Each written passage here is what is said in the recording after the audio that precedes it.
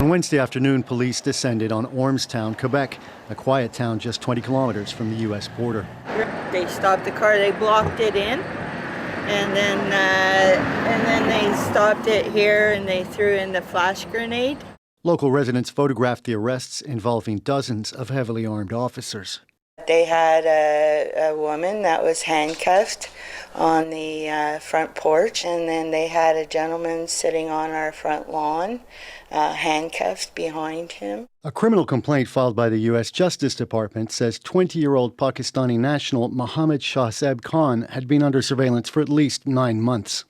He allegedly traveled from Toronto through Montreal on Wednesday, using 3 different cars, intending to cross the U.S. border with the help of a smuggler who was to be paid in cash.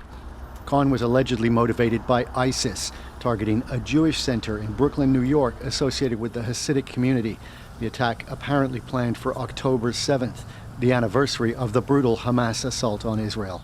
Prosecutors say he told his co-conspirators in the U.S. to acquire rifles, ammo, and tactical gear, as well as some good hunting knives so we can slit their throats, and bragged, "If we succeed with our plan, this would be the largest attack on U.S. soil since 9/11.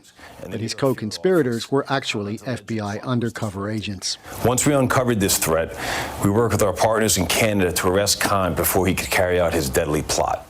Counter-terror experts say not everyone who comes under surveillance for online activity puts their ideas into action. So I believe this was one of those situations where the FBI, in collaboration with the RCMP, were monitoring the activities of this individual and waiting for an opportunity to see that it was more than just online chatter. ISIS lost its stronghold in Iraq and Syria in 2017. But the group still recruits online, and last month staged an attack in Germany. They're going for these horrific one-offs with younger people, and there's less chance for them to be scrutinized because they just don't have as much life experience. And Evan, it's still not clear exactly how Khan ended up in Canada. No, we still don't know what kind of visa he came in on, but this is the second recent instance where individuals loyal to the Islamic State have been able to come into Canada.